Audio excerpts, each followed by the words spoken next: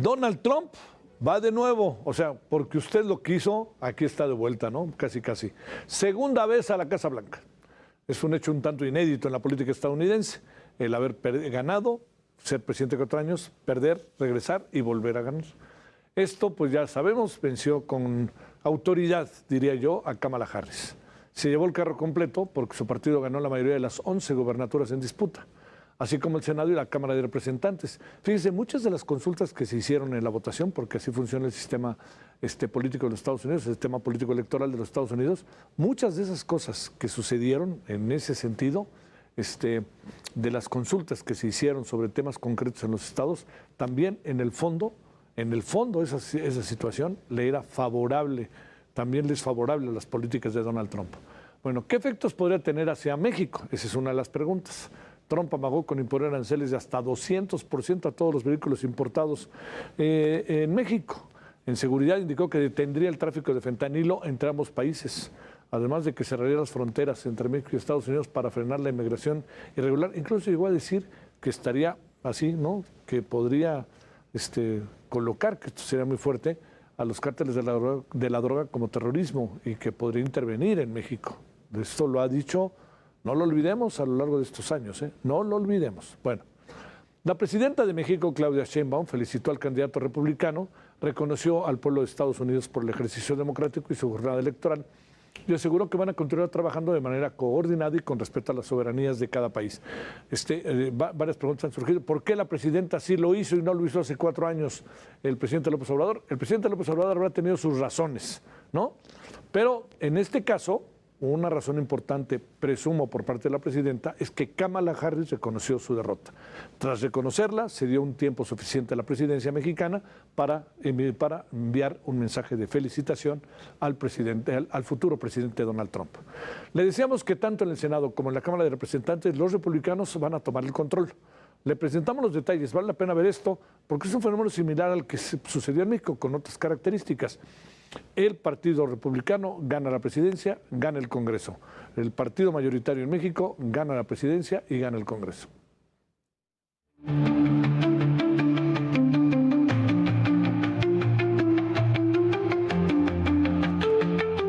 El proceso electoral en Estados Unidos marcará un antes y un después para el país vecino, y es que no solo se decidirá el nombre del próximo presidente, también se definirá la distribución del Senado y la Cámara de Representantes. El Senado estadounidense está compuesto por 100 legisladores, donde cada estado aporta 2 delegados.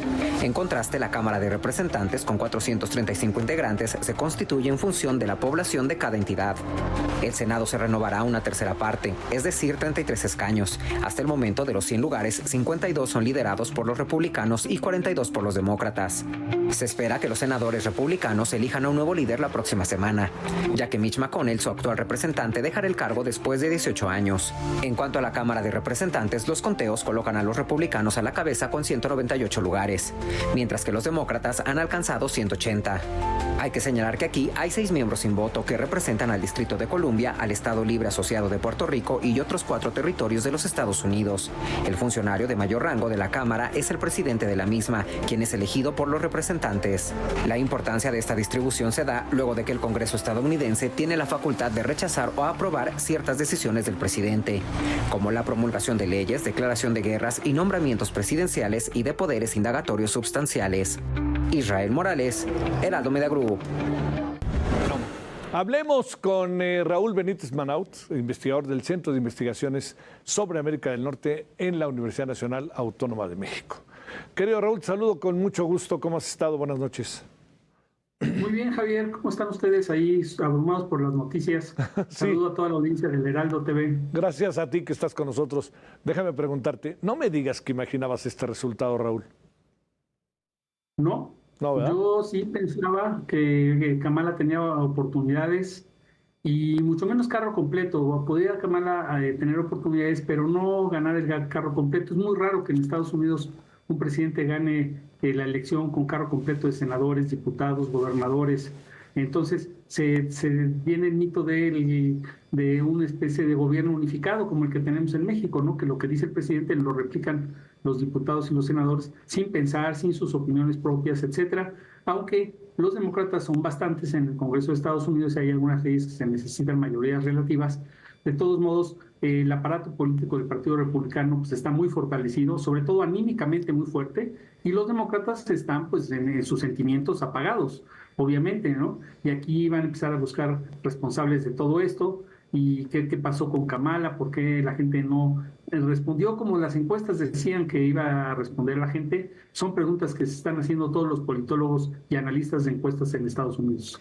Déjame preguntarte, Raúl, la pregunta que nos hacíamos aquí en el programa es, ¿por qué ganó Trump?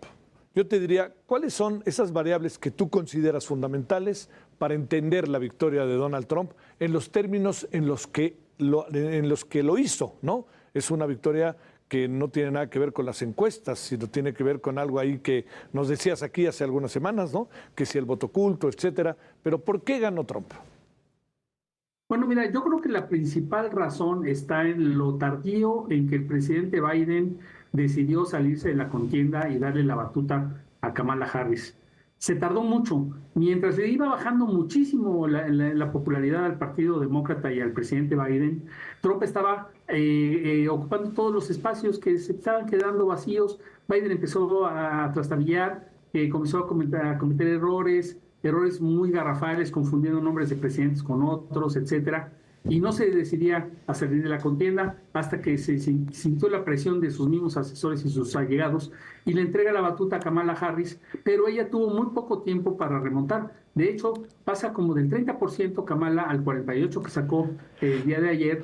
Pues es una hazaña haber llegado a ir poco a poco escalando, pero no logró ella cuajar la campaña y sobre todo en los estados republicanos y en zonas rurales de los estados demócratas. Por ejemplo, Pensilvania es el caso más ejemplificativo. Los demócratas barrieron en Pittsburgh, que es la ciudad más grande, más industrializada, una ciudad con muchísimas universidades, fábricas, etcétera, y en Filadelfia, que es una ciudad políticamente muy importante. El campo del estado de Pensilvania barrió por el voto demócrata de estas ciudades. Entonces, así pasó en varios estados de lo que es el cinturón rojo de Estados Unidos, de acuerdo a los comentaristas políticos que tienen ellos. Pero sí barrió, fue sorprendente. Incluso, por ejemplo, el estado de Arizona estuvo a punto de ser un estado ganado por los demócratas, le faltó muy poco. Si hubiera habido más impulso de los demócratas en Arizona, capaz que lo ganan y estaríamos hablando de otro tipo de contienda ahorita porque habría un empate técnico, ¿no? A ver, te planteo, Raúl, a ver, jóvenes acabaron dividiendo el voto. Todo el mundo pensaba que serían con Kamala. Mujeres, sí, mayormente votaron por Kamala, pero votaron muchas por Trump. A lo mejor ahí hay algo de conservadurismo manifiesto, ¿no? Luego, hombres blancos en su mayoría votaron por Trump. ¿Qué habrá pasado ahí con los estadounidenses? Estamos ante una, no sé si llamarle regresión o un intento de cerrar el país en cuatro paredes, y agregaría la otra variable de la cual también nos hablabas hace algunas semanas, que es los migrantes. Fue un voto mucho más dividido del que uno imaginaba. Mira, hay una ola conservadora en el mundo en este momento que se expresa en casi todos los países, incluido México. Lo que pasa es que el conservadurismo se da también hacia otro frente, un frente como de izquierda conservadora, totalizadora, que buscan cargos completos en los procesos electorales, que tratan de ser disruptivos con las leyes, con los reglamentos, con los momentos políticos de los países. Y eso es lo que era Trump, una persona totalmente disruptiva. Recordemos el discurso de antier. El lunes Trump hizo un discurso agresivísimo contra México, pero sí, muy agresivo contra México. Ahorita está tranquilo porque él ya ganó y entonces ahorita quiere plantear la reconciliación, etcétera. La adrenalina se le bajó, es un triunfador, pero va a regresar en su discurso agresivo contra México como fue en el año 2019 y logró lo que quiso. En el año 2019 doblegó al presidente López Obrador y él pedía la Guardia Nacional para parar a los migrantes, la recién nacida Guardia Nacional en aquel entonces, y lo logró. Y entonces se pararon los migrantes de una forma abrupta en 2 meses hacia Estados Unidos, y luego ya llegó el COVID y dio 2 años de tregua al tema migratorio, pero el COVID lo que hizo fue una especie de válvula de presión de que la gente se quedó en sus países. De repente se levantan todas las restricciones en Centroamérica, en vuelos aéreos, todo, y de repente hay un impulso tremendo y está desbordado Estados Unidos de migrantes. En los últimos 2 años han llegado a Estados Unidos cantidades nunca vistas. Entonces, ese es el tema principal que preocupa a los conservadores, a los trabajadores, porque a los personajes urbanos que tienen una gran especialidad, estudios universitarios, etcétera, no sienten ninguna competencia con la migración, pero los trabajadores, las personas que trabajan en el campo, los afroamericanos, los mismos mexicanos y centroamericanos que están haciendo labores sencillas de servicios, limpiando edificios, empleados de restaurantes, todo eso, ahí es donde está la presión de la competencia de los migrantes que vienen de todo el mundo. Estoy hablando de todo el mundo, no solo de México y Centroamérica, estamos hablando de nigerianos, chinos, kenianos, brasileños, muchísimo venezolano y cubano.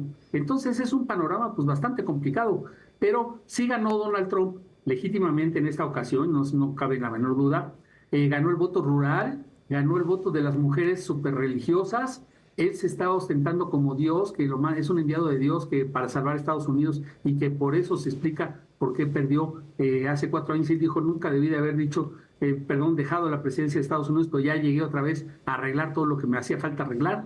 Y entonces está en una cruzada de Mesías, y vamos a ver cómo le va al mundo, cómo nos va a nosotros como mexicanos, y cómo le va a muchos norteamericanos, porque aquí estamos hablando de que Trump está actuando contra la tendencia inercial a la globalización que hay por todo el mundo, contra China, asocia a China con México con el tema de los automóviles y los semiconductores.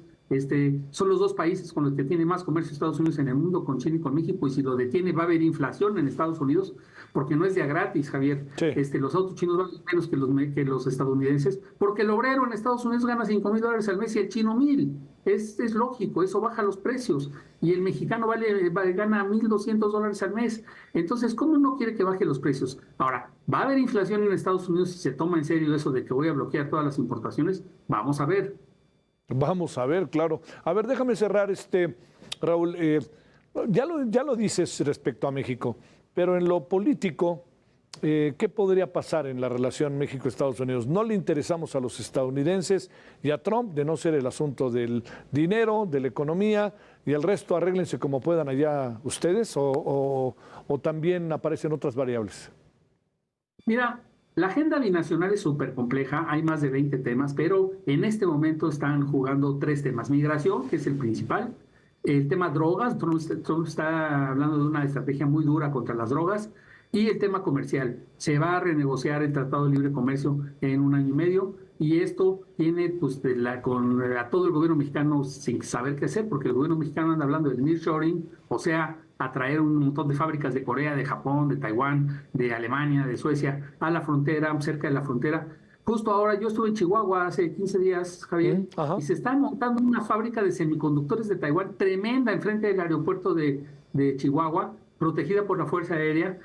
Todas esas instalaciones de maquilas impresionantes están ya a punto de abrir. Entonces, eso es lo que está atrayendo el mercado de Estados Unidos. Pero ahora, pues Donald Trump está aquí viendo ver cómo le pone barreras a todo eso.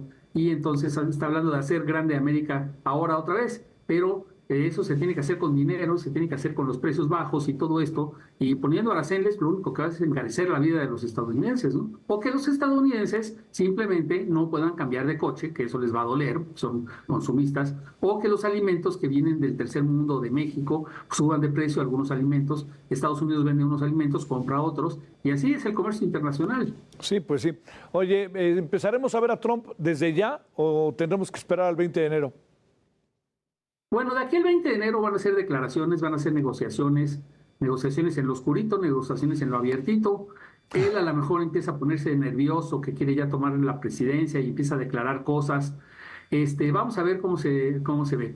En este momento, el gran pleito de Donald Trump es contra sí mismo. Son las demandas que tiene en el Poder Judicial de Estados Unidos, y entonces él tiene que limpiarse esas demandas, pues para ver cómo va a gobernar sin que le digan que tiene que ir a un juzgado de Georgia, otro de Nueva York, que son los 2 principales casos judiciales que tiene sobre sus espaldas, y entonces él no pues, se puede autoperdonar ahí. Él puede autoperdonarse juicios judiciales federales, pero no los estatales. Los estatales dependen de los gobernadores, y los gobernadores en Georgia y en Nueva York pues, no son trumpistas. Entonces, ahí va a tener que hacer unos arreglos, a ver cómo le hace, porque si no va a tener que estar yendo a cada rato a atestiguar y todo esto, y va a ser un dolor de cabeza con él. Yo creo que sus nervios van a empezar a dirigirse hacia la política interna de Estados Unidos, hacia el Poder Judicial, para salvar ese frente que lo tiene muy, muy, muy debilitado. Lo demás lo tiene fuerte. Híjoles, Pues digo, no es que con Kamala las cosas iban a ser muy diferentes, pero sí aquí los escenarios se multiplican, ¿no? Y todos tienen buena dosis de incertidumbre. Entiendo por qué la presidenta mexicana dice, claro, no hay por qué preocuparse, todo va a estar bien. Entiendo por qué lo dice, pero yo creo que en el fondo de su ser debe de saber que no va a ser tan fácil, ¿no? Pues mira, yo espero que la presidenta mexicana, doña Claudia Sheinbaum, la doctora Claudia Sheinbaum, le haga caso a asesores que saben mucho de estos temas. En el gobierno mexicano hay muchos especialistas muy buenos, Claro. una burocracia profesional muy bien lograda en la Secretaría de Relaciones Exteriores, en el Secretaría de Comercio, en la Embajada de México en Estados Unidos, los consulados de México en Estados Unidos, que son más de 80, tienen gente súper profesional que saben perfectamente cómo son las cosas y tienen que trabajar pues con mucha delicadeza, tiene que guardar la calma. Ella va a tener que buscar, o Trump la va a buscar a ella, pues un diálogo, no sabemos cómo. Yo espero que esta mujer sí viaje, porque con Trump va a tener que viajar. Trump no va a venir a México. Eso es darlo por sentado. Se lo siente un país de forajidos y hay delincuentes, hay narcotraficantes. Y si le dispararon en un pueblo de Estados Unidos, pues él puede temer, como anda amenazando todo el tiempo, que va a mandar misiles a las casas de los narcotraficantes, él no va a venir. Sí. Entonces tendrá que ir o que se junten en una ciudad fronteriza y ahí empezar a hablar, ¿no? Pero pues vamos a ver qué pasa, vamos a ver qué pasa con las cumbres. Trump es antiglobalista, pero va a tener que ir porque Estados Unidos es un país mucho más global que México y tiene que entender los asuntos mundiales. Tiene muchos aliados en el mundo. En América Latina tiene a Milei de superaliado, tiene al presidente de El Salvador, al presidente de Ecuador. O sea, tiene muchísimos aliados, tiene muchos enemigos a los cuales clavarle la espada bien afilada. Por ejemplo, los cubanos han de estar temblando, porque el lobby cubano en Florida y en otros estados de Estados Unidos es muy fuerte y le van a decir a Trump, ahora sí vamos a apretarle el cuello a Cuba hasta que caiga. Y Cuba no tiene ni electricidad.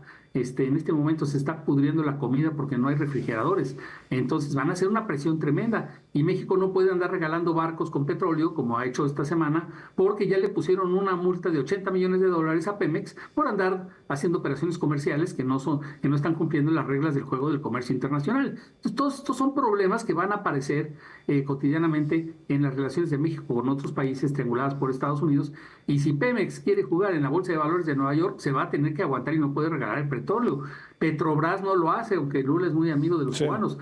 Angola, el gobierno de Angola, que es un gobierno súper petrolero, los angolanos le deben la independencia a los cubanos y no le regalan petróleo. Son cosas de política internacional que van a empezar a jugar en la arena de las relaciones multilaterales y en este caso bilaterales entre México y Estados Unidos. Raúl Benítez Manaut, muchas gracias, Raúl, que tengas buena noche.